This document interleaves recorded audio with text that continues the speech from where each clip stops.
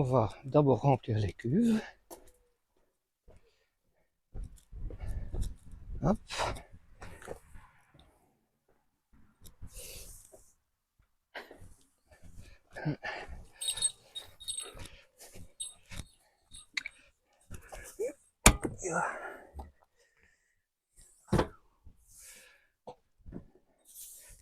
Donc ici, pour remplir les cuves, j'ai fait un petit système avec simplement des filtres de particules d'arrivée. Pour remplir, il suffit de brancher le tuyau sur le raccord rapide. Donc c'est pas encore fixé, bien entendu ça va être fixé en hauteur. Avec en dessous, il y aura une petite coupelle, hein, on va dire, on va fabriquer une petite coupelle en plastique pour pouvoir changer les filtres facilement. Et cette coupelle va être directement vissée sur le plancher, sur une petite sortie d'évacuation. Donc quand on devra changer les filtres, il suffira de dévisser, l'eau va couler dans la coupelle et va être évacuée directement par en dessous du plancher. Voilà, là, on va ouvrir l'eau. Je vais ouvrir le robinet d'eau.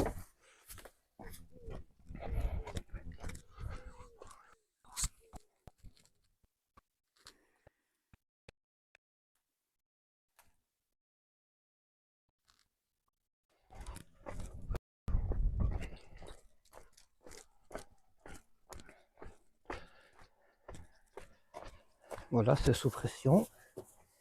Et maintenant, j'ouvre le petit robinet ici.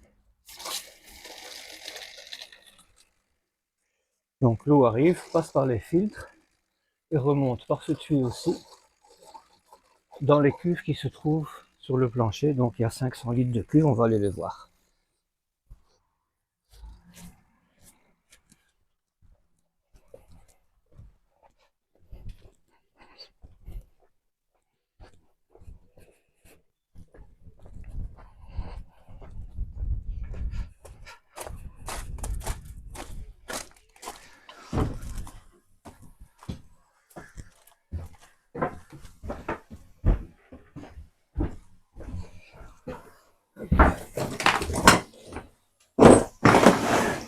Donc ici, le tuyau de remplissage. Voilà. Donc, le tuyau de remplissage, ici. Ça, ce sera au contraire la prise d'eau pour alimenter le circuit d'eau. Et ici, vous avez toutes les mises à l'air qui repartent également dans les cuves. Donc là, on entend franchement l'eau qui rentre.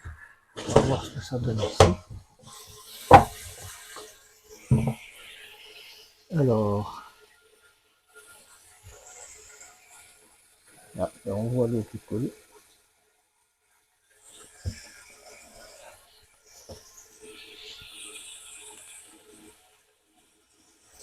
Et donc toutes ces cuves là, il y en a 5, elles sont reliées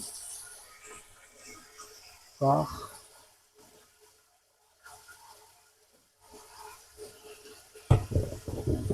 on aperçoit dans le fond, voilà, on aperçoit dans le fond la petite jonction qu'il y a entre chaque réservoir.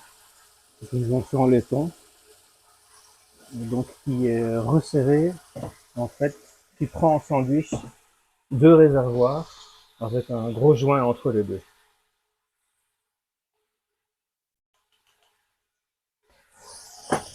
Donc le remplissage, c'est bon. Voilà. On va aller voir ce que ça donne en bas. Je pense qu'on peut couper l'eau. On a suffisamment d'eau dans le réservoir.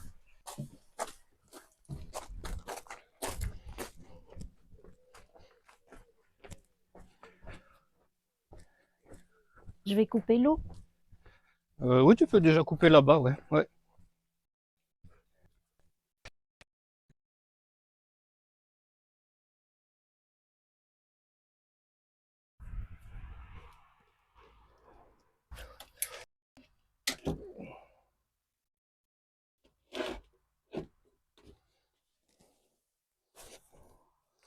Ça va. Donc là, On peut enlever le tuyau, on n'en a plus besoin.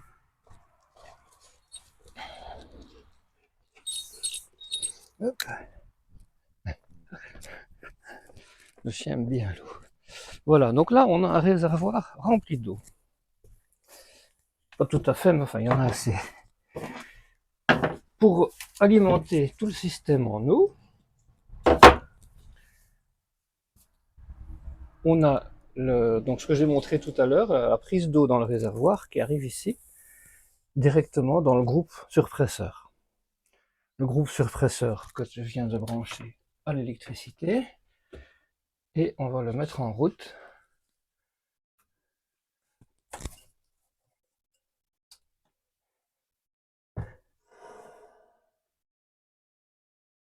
Il y avait déjà une petite pression dedans, donc là il ne va pas se déclencher tout de suite.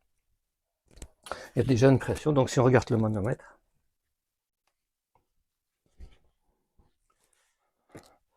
voilà, le manomètre, il y a déjà un peu plus de 2 bars. Ça, ici au-dessus, c'est la sortie d'eau du groupe surpresseur qui s'en va un petit peu dans toutes les directions. Il y a une première jonction ici qui s'en va, donc celle-ci, qui s'en va vers la cuisine.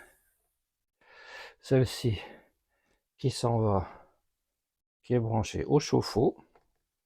Donc il y a de la pression ici, donc le chauffe-eau quand il aura chauffé, donc là on va mettre le courant tout à l'heure. Quand il aura chauffé, on aura de l'eau chaude qui va sortir donc par ici. Donc vous voyez que toutes les connexions qu'on a faites sont en PER. Il n'y a aucune fuite nulle part pour l'instant. Et donc là, ça repart ici vers la salle de bain. Alors là, tout à l'heure, je vous ai montré la prise d'eau ici. Et on a mis une vanne anti-retour. Parce que le surpresseur, lui, ce qu'il va faire, c'est qu'il va prendre l'eau ici. Il va la comprimer dans son réservoir. Et puis, si on laisse l'eau revenir, eh ben, l'eau va tout doucement revenir dans le réservoir et la pression va tomber dans le circuit. Donc là, ça empêche l'eau de revenir dans le réservoir. Ici, la première sortie d'eau du groupe surpresseur que je vous ai montré, donc elle sort ici. Et il y a une distribution pour le lave-linge, le lave-vaisselle et l'évier. Ah oui, ce que je n'ai pas montré aussi tout à l'heure, c'est à l'intérieur. Le petit défaut du groupe surpresseur, c'est d'être très puissant. Et comme il est très puissant, il risque, en aspirant l'eau dans le réservoir, de créer un vortex. Si un vortex se crée, ça va avoir de l'air dans le circuit. Donc pour éviter ça, je crois qu'on peut le voir ici. Hop, là, vous voyez, la prise d'eau est répartie en 4 points, avec cette espèce de petite araignée là qui est installée. Donc là, ça diminue la succion de chacun des petits tuyaux et ça va empêcher de créer un vortex et donc d'aspirer de l'air.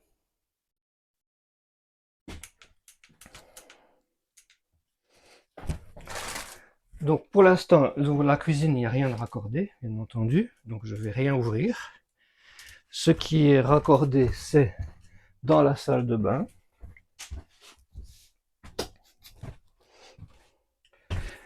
L'évier. Donc l'évacuation d'eau a été vérifiée, bien entendu. Et donc là, on a un robinet. Hop. Donc on a l'eau froide ici.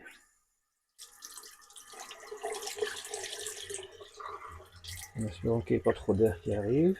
Ça a l'air d'aller. Ah ben, il y a quelques bulles qui viennent, mais ça va. Ok.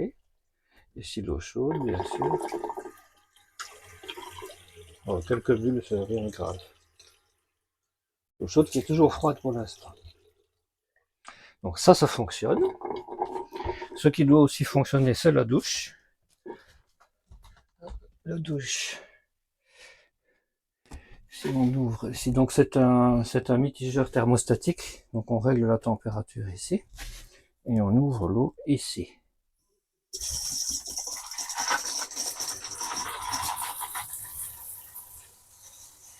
Et On a une belle douche.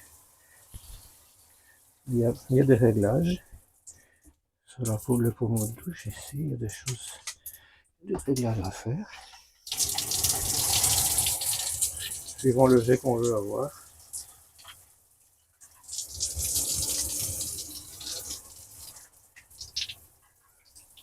Donc ça fonctionne bien aussi.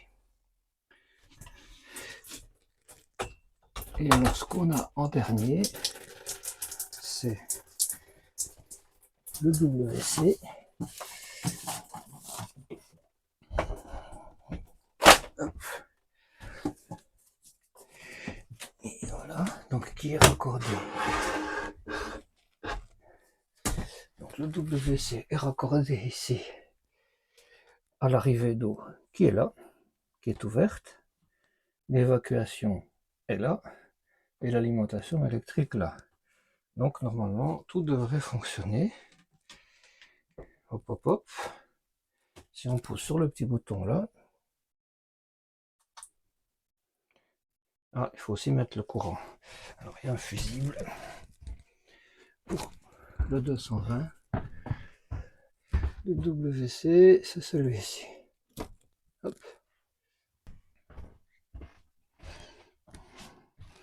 On va pousser sur le bouton. Le WC part dans une cuve spécifique. Et cette cuve spécifique, on a le niveau qui est mesuré ici. Tout simplement pour l'instant, elle est vide.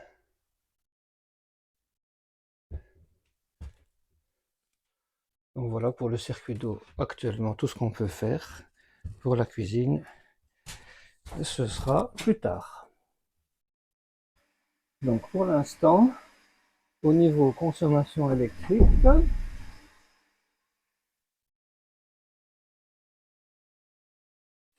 on a, comme vous pouvez le voir, donc on est en 230 volts. Donc ici on a la sortie 220 pour le camping-car, donc pour l'autocar en fait, et on voit 0% de consommation. Donc là je vais aller rebrancher la prise et voir si on a quand même un petit peu de consommation.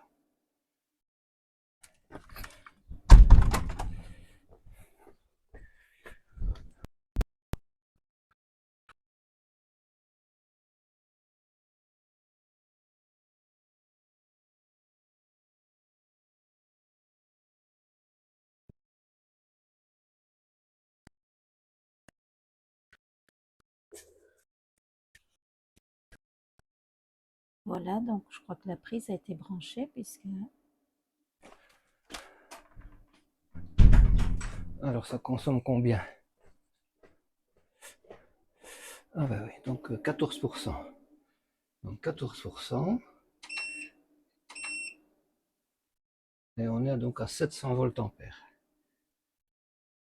Donc en gros 700 watts. Donc pour le chauffe-eau. Voilà, parfait. Alors un petit quart d'heure vient de se passer. On va aller voir si l'eau est effectivement chaude.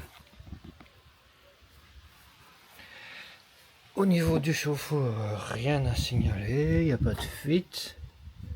Il faudra penser à brancher un petit tuyau pour l'évacuation de la surpression d'eau. Ah, ben on peut déjà sentir ici que c'est chaud. Il y a une petite chaleur. On va aller vérifier au robinet.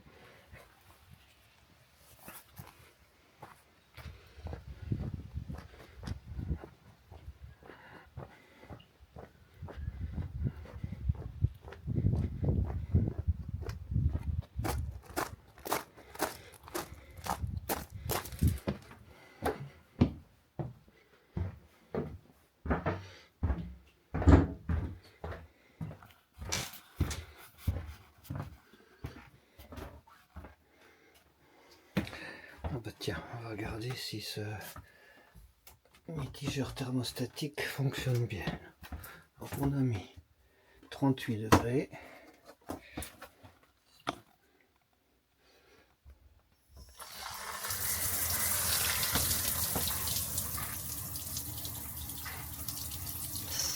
Ah bah effectivement, on a de la bonne eau chaude. pour prendre une bonne douche. Parfait.